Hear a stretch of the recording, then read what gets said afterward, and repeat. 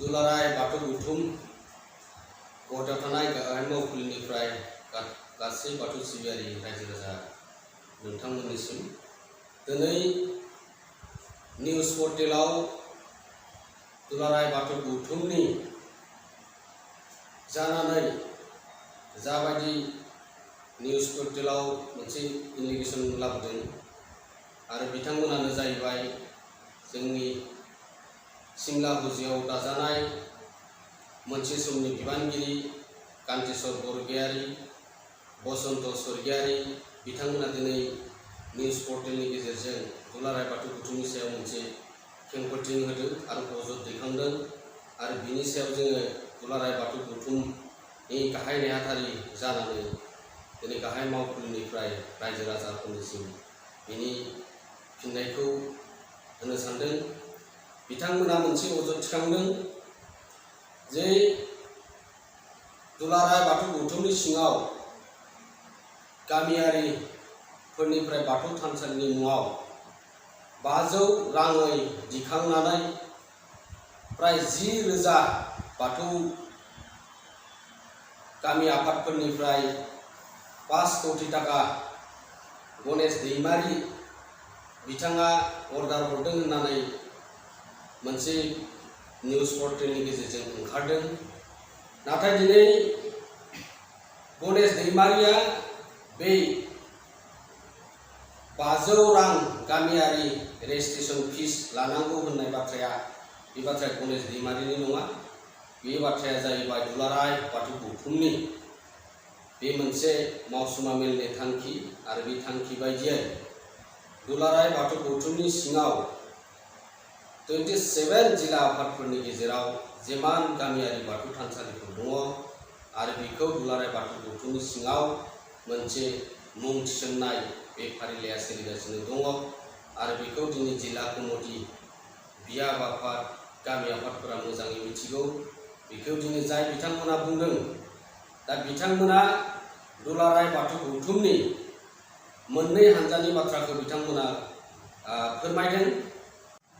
परमेश्वर ब्रह्म आरो बसंत स्वर्गियारीनि मोनसे ग्रुप आरो मोनसेया जाहैबाय डक्टर लीलाधर ब्रह्म आरो गणेश दैमारीनि ग्रुप होननानै बे जोंनि रायजो राजाफोरनि सिगाङाव ससियेल मिडियानि गेजेरजों फोरमायदों। बे जोंनि थाखाय जोबोरै दुखुनांथाव बाथ्रा। मानो होनोब्ला थांनाय 2014 सननि बाथ्राखौ जों बुंखांफिननो गोनां जागोन। मानो होनोब्ला दुलाराय बाथौ गौथुमा संबिजित बायदियै बे सिमला हुजुआव जे गोबां बेयाव डेलिगेशननि गेजेरजों जे बेयाव बिबान सोलाय सोल' जादोंमोन आरो बेबायदियैनो बशिष्ठ बर' आरो नीलकान्त बाग्लारि बिथांमोनखौ गोदानै बिबान होनाय जादोंमोन आरो बेबायदियैनो दिनै बे आफादा सोलिबोबाय थादोंमोन आरो बेबायदियैनो बिबान सोलाय सोल' जायै जायै दिनै आमिनगावआवबो मोनसे बिबान सोलायनाय जादों आरो बिनि उनाव कार्बि आंलंआव बिबान सोलायनाय जादों। फैयै फैयै बेबायदि बडि फर्मेशना जाबोबाय थादों। नाथाय दुखुनांथाव बाथ्रा जोंनि बाथौआरिफोरनि गेजेराव धोरोमारि आफादफोरनि गेजेराव दिनै दुलाराय बाथौ गौथुमखौ बिथांमोना मोननै बिथिंजों माने समाजखौ दैदेनलांनो नागिरबाय थानायखौ बिथांमोननिफ्राय नुनो मोनो। मानो होनबा 2014 सननि आगोलनिफ्रायनो बसंत स्वर्गियारीया नेहाथारि, परमेश्वर ब्रह्मआ आफादगिरि दिनैसिमाव लागि आरो बिथां कान्तेश्वर बरगयारीया जे गाहाय फोसावदों नेहाथारि दासिमाव लागि। दिनै दुलाराय बाथौ गौथुमनि संबिजिदा रोखा रोखा बिथांमोननि समावनो सुजुना गालांनाय। दा बेबायदियै जोंनि मोननैल'सो टार्म्स थानो हायो। दा बिथांमोना बेसेबां सम जागोन आरो बिथांमोना दिनै बुंना लादों दुलाराय बाथौ गौथुमनि सिङाव बेसेबां जिल्ला आफादफोर दङ। बिथांमोना दिनैसिमावलागै रोखा बुंनो हाया। दिनै दुलाराय बाथौ गौथुमनि सिङाव 27 जिल्ला आफाद दङ आरो बिथिं नेपाल, वेस्ट बेंगल, इटानगर, बांलादेश, बेबायदिनो मेघालया, दिल्ली बेफोरबायदियाव दिनै बाथौ गौथुमा दाजाबाय।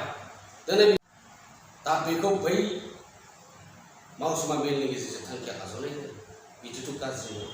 मानो होनबा जोङो दिनै अलरेडि बे मोनसे आफादा पेरेल थांबाय थादों। दिनै गोदान मोनसे बिथांमोना बुंदों जे कनभेन्सन लानानै जों गोदान बिबानखौ जोङो सोलाय सोल' खालामनानै जों बेनि गेजेरजों जों आफादखौ दाफामफिननो दिनै फैयै फैयै फैयै अथ' गोजौआव जों दिनै दावगाबोबाय। दिनै मामोन बिथांमोना 2014 सननि बाथ्राखौ जों एसेबाबो जों रायखांनांगोन। बिथांमोना 2014 सनाव जिखिनि बिबान मोननायनि मोनसा मोनसे जालायनानै बिथांमोना बुंदों बै समाव राजनितिनि षड़यन्त्र जानानै दङ होननानै बुंदों। मानो बुंदों? बै समाव राजनितिनि षड़यन्त्रखौ सोर खालामो? बर'नि गेजेराव गोबां राजखान्थि हान्जायानो गैयामोन। माने जायनि जाहोनाव जाय बिथांमोना राजखान्थियाव थानानैबो बिबानगिरि लादोंमोन, जेरै परमेश्वर ब्रह्मआ बे समावनो एमएलए जानानैबो बिथाङा दुलाराय बाथौ गौथुमनि आफादगिरिमोन। बे आफादगिरि खमायाव बे समाव बिथाङासो राजनिति खालामदों नामा ना सोरबा राजनिति खालामदों नामा? आं सानाखै बियो जेबो राजनिति जाया बे समाव। मानो होनबा बर'नि गेजेराव मोननै मोनथाम राजखान्थि हान्जा गैखाया। दिनै बे बाथ्राफोरखौ बार बार दिनै कान्तेश्वर बरगयारी बिथां दुलाराय बाथौ गौथुमनि बारग' गाहाय फोसावगिरि नेहाथारि बिथाङा बे बाथ्राखौ बुंबाय थादों। बेयो दिनै रायजो राजानिफोरनि गेजेराव रोखा जाबाय। मानो बुङोबा बै समाव बिबान सोलायनायनि उनाव जिथा चार्ज हेन्डअभार होनो गोनां जायो, होमब्लानिया बिथांमोना बै आफाद दानायानो अबैध जादों होननानै बिथांमोना बुंदों बै समाव। होमबा दिनै दुलाराय बाथौ गौथुमा रायजो राजा डिस्ट्रिक्ट कमिटिफोरा सानखांनो गोनां बाध्य जाबाय। दा बिथाङा बरमायाव कमिटि मोनसे लाबाय, बहाबाबो थांनानै लाबाय जे चार्जखौ गथायनांगौ। बिथांमोना गथायनो हायाखै, जायनि जाहोनाव दुलाराय बाथौ गौथुमा मोनसे लटारि होनाय जादों। बै लटारि होनायनि गेजेराव गोबां फैसा लाख लाख फैसा थालाङो, जायनि जाहोनाव दिनैनि बे गाहाय मावखुलिया दिनै बे लटारिनि फैसाखौ लुफुंजादों। जायनि जाहोनाव जों दिनै मोजां मोनसे बेखौ महर होनानै दिनै अफिस खालामनानै जों सारा बाथौ धोरोमनि जों खामानि मावनो हादों। आरो जिल्लाफोरनि गेजेराव बिथांमोना बुंनो नागिरदों गणेश दैमारि, डक्टर लीलाधर ब्रह्म दैदेननाय आफादा डुप्लिकेट। रायजो राजानो मा फोरमायनो नागिरदों बिथांमोना? जोंनि गेजेराव दुखुनांथाव बाथ्रा। धोरोमारिनि गेजेराव बेबायदि बाथ्रा बुंनाया बिराद लाजिथावना बाथ्रा। जों धोरोमारिनि बिथिङाव खामानि मावग्रा मानसिफोरा जोङो ज' जानानैसो जों खामानि मावनो थाखाय आगबारायनांगोन। आरो जों गोदान जेनेरेसनखौ जोंनि गेजेराव जोङो मोजां बिथांखिनि मोजां नोजोरजों जों लाबोनानै खामानि मावनो गोनां। दा बेखौ नोजोर होआलासिनो जोंनि गेजेराव दैदेनगिरिफोरनि गेजेराव गुलाय गुजाय खालामनो नागिरो। बिथांमोना दिनै साननो हागौ जोंनि गेजेराव गोबां जिल्ला आफादफोर दङ, नाथाय बिथांमोना आंबो दिनै उदालगुरि जिल्ला आफादनि गेजेराव बबेबा बियाबखौ लानानै जोङो सेन्ट्रेलि आर'ज खालामनो हायो नामा? बेखौबो हाया। दा दिनै बाक्सा जिल्लानि गेजेराव बबेबा जिल्लाखौ लानानै बिथांमोना गोख्रों आर'ज खालामनो हायो नामा? ज' दिनै 10,000 5,000 दिनै बिथांमोना गेदारिं खालामनो हागोन नामा आर'ज गौमानि गेजेरजों? बिथांमोना हाया। दिनै सानै साथामसो दिनै थाबोनाय बिबानगिरिफोरा गावसोरनो दिनै जों दासिमबो बिबानगिरि होननानै दिनै मा फोरमायनाय? दा जोंनिया जिल्ला आफादफोरा स्ट्रंखा। दिनैनि दुलाराय बाथौ गौथुमनि नाजानायनि गेजेरजों गुवाहाटियाव थानाय गाहाय मावखुलिनि नेतृत्वजों दा बिनिफ्रायनो सारा दिनै बाथौआरि जिल्ला कमिटिफोरा सामलायजाबाय थादों। दिनै गुबुनारि आफादफोरनि गेजेरावबो दिनै दुलाराय बाथौ गौथुमनि खामानि मावनायखौ नोजोर होदों। मानो होनबा दिनै नेसनेल लेभेलाव मोनसे बान्था मोनलायनो हानाय मोनसे धोरोमारि आफाद जाबाय। दा बे बान्था मोननायनि गेजेराव जोंनि बिबानगिरिफोरनि मोनसे मोनलायनाय, दाबो एना एनि मोनलाय। आरो मोनसे बाथ्राखौ स्ट्रङै बुंदों बिथांमोना, दिनै डक्टर लीलाधर ब्रह्म आरो गणेश दैमारि दैदेननायनि हान्जा आरो दिनै परमेश्वर ब्रह्म आरो बसन्त सरगयारी दैदेननायनि हान्जानि गेजेराव मोनसे सावरायनायनि गेजेरजों जादों। बेयो नंगौ, मोजां मोनसे सावरायनाय जादों। आरो बेनिखायनो जों दुलाराय बाथौ गौथुमा मोनसे थांखि आजावनाय जायो। थांनाय 10 एप्रिल 2022 गुवाहाटीनि बे गाहाय थानसालियावनो बे मावसुमा मेलनि गेजेरजों बे थांखिखौ आजावनाय जायो। दा बेयाव बेखौ ससियेल मिडियानि गेजेरजों बिथांमोनाबो जोंनिफ्राय हयथ' ससियेल मिडियानि गेजेरजों मोन्दों होननानै बुंदों। दिनैनि मावसुमा मेलाव थांखि आजावनाय जायोदि दुलाराय बाथौ गौथुमनि थाबोनाय हान्जा मोनसेजों जेबो बाथ्रानि थि होलायालासिनो जथाय सावरायलायनाय जाथों। बेनिफ्रायनो जों खामानि मावनो हादों। दा होनबा जों साननानै नायदों माखासे थालांनाय फैसाफोरखौ बिथांमोना गारि दङमोन, गारि गंनै दङ, केमेरा दङ, फैसा लाख फैसा दङमोन। दा बिथांमोना बेफोरखौ हिसाब निकास होलायनो हायैनि जाहोनाव बिथांमोना जों बे गोदानै जानाय बे बिबाना अबैध होननानै फोसावो आरो बिथांमोना आलादायै मोनसे लासै प्राय 2 बोसोरनि उनाव मोनसे आफाद दानानै लादों। नाथाय बे आफादाबो गोबां दिनै 27 जिल्ला आफादफोरखौ लाफानानै बिथांमोना दिनै बेबायदि सोद्रोमा सोसननो हाया। जायफोरा सोद्रोमा सोसननानै दोनदों, जायफोरा दिनै दुलाराय बाथौ गौथुमनि मेम्बारफोरखौनो दाबो नाम लिस्टआव जों नुयो। आरो बिथांमोना दिनै मोनसे बाथ्राखौ बुंदों, दिनै दुलाराय बाथौ गौथुमनि सावरायनायनि गेजेरजों बुंदों जे जोङो ज' जायोब्ला जोङो बेफोरखौ जोङो कन्डिसन होलायालाखिनो जोङो ज' जायोब्लासो जों ज' जानो हागोन। जुदि जोङो कन्डिसन होनानै जुदि सावरायनाय जाफिनबाय थायोब्ला दिनै दुलाराय बाथौ गौथुमनि मोननैबो हानजाया मालाबाबो ज' जानो हानाय नङा। मानो होनब्ला बिदि बिथांमोननि बाथ्रानिफ्राय ओंखारबाय थादों। दिनै दुलाराय बाथौ गौथुमा हाजासे नाजादों। बिथांमोनखौ जोङो मोनफ्रोमबो मिटिङाव लिंदों, कार्बि आंलंआव लिंदों, गलाघाटआव लिंदों, आमिनगावआव लिंदों। आमिनगावआव लिंनायाव बिथांमोना आरो केस होबाय आरो दिनै बिथांमोना बुंनो नागिरदों दुलाराय बाथौ गौथुमनि अरिजिनाल कागजआ जोंनि आखायाव दं। बबे अरिजिनाल कागजखौ खिथियो? दिनै धोरोमारि आफादनि दिनै बोसोरै 3 बोसोरै मोनसे सोलाय सोल' जानायानो दिनै जोंनि गिदिर डकुमेन्ट। दिनै 25 जिल्लानि दिनै आफादगिरि नेहाथारि आरो बियाबनि जिल्लानि सिङाव थानाय बियाबफोरनि जिखिनि बिबानगिरि बिथांमोना जोंनि डकुमेन्ट। आरो दिनैनि समाव दुलाराय बाथौ गौथुमा मा गैया? गोग्गोम मोनसे एकाउन्ट दं, दिनै पेन कार्ड दङ, दिनै लाइन बिल दुलाराय बाथौ गौथुमनि मुङाव दङ। दुलाराय बाथौ गौथुमनि मुङाव दिनै 8 बिगा हा एलटमेन्ट दङ। आरो मा नांबावगौ? मा डकुमेन्ट नांबावगौ? रायजो राजाफोरनि गेजेराव बिथांमोना भुल मोनसे मेसेजखौ मानो होनो नागिरबाय थादों? जों दुलाराय बाथौ गौथुमनि गाहाय नेहाथारि जानानै नोंथांमोनखौ खावलायदों जाहाथे बियो भुल बुजाबुजि जादोंबा बेखौ एगारलायनानै जोङो मोनसे गोथों लामाजों धोरोम फोसाबनाय, जोङो धोरोम जौगासारनाय, धोरोमनि खामानि मावनो थाखाय जों गासैबो बिबानगिरिफ्रा ज' जानानै जों खामानि मावनो आवगायलांनोसै।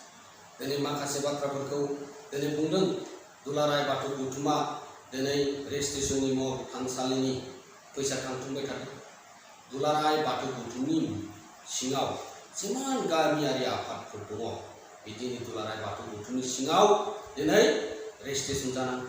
मानो होनोब्ला नेशनेल लेभेलाव दिनै मोनसे सेन्सास फैबाय थादों। बेजों लोगोसे सेन्सास फैफादों। दिनै दुलाराय बाथौ गौथुमनि गेजेराव सेन्सासनि खामानिया सोलिगासिनो दङ।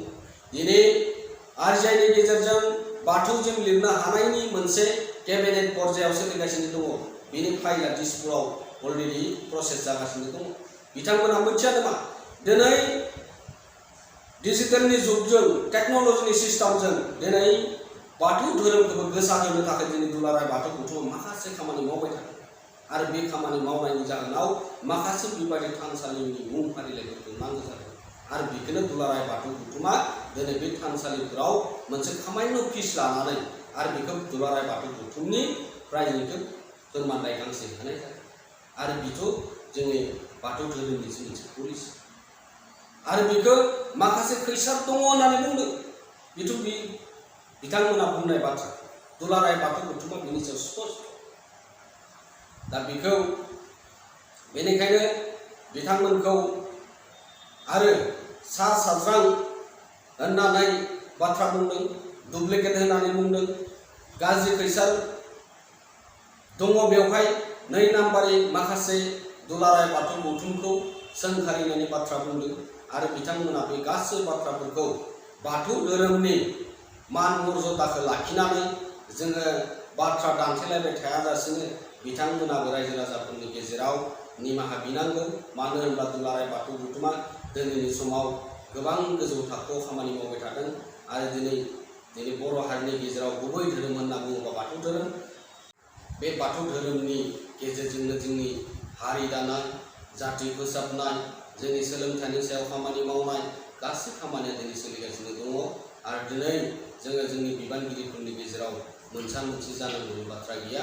बेनिखायनो दुलाराय बाथौ गौथुमनि जानानै दिनैनि बे गाहाय मावखुलिनिफ्राय नोंथांमोनखौ मान होनानै जोङो बारग' दैदेनगिरि हिसाबै नोंथांमोनखौ जोङो मान होयो आरो अरायसम जों श्रद्धा खालामो नोंथांमोना जाहाथे दिनैनि बे गोजोन सावरायनाय खौसेथिनि थाखाय आवगायबोयो। दिनै बेयाव पार्सनेलि गणेश दैमारी आरो डक्टर लीलाधर ब्रह्मनि बाथ्राखौ सोंखारिनानै बुंनाय जादों। मानो होनबा दिनै डक्टर लीलाधर ब्रह्म गणेश दैमारीनि बे गौथुम नङा, बे रायजो राजानिनो गौथुम। दिनै बेनि दुलाराय बाथौ गौथुमा दिनै मोजां नोजोर मोजां थांखि लानानै नोंथांमोना जा समाव बे आफादखौ जोनोम होदोंमोन आरो बे आफादनिनो जोंबो सासे बिबानगिरि आरो नोंथांमोना बे जायगानिफ्रायनो गाहाय मावखुलिनिफ्रायनो बिबान लानानै खामानि मावदोंमोन। थिग बेबायदिनो नोंथांमोना गुवाहाटीआव थानाय बाथौ बुरिनिफ्राय खामानि मावनो थाखाय नोंथांमोनखौ दुलाराय बाथौ गौथुमनि जानानै गोसो गोथारै आरो खुथारै खावलायहरबाय। गोजोन्थों। दहाय आफा बोराइ बाथौ।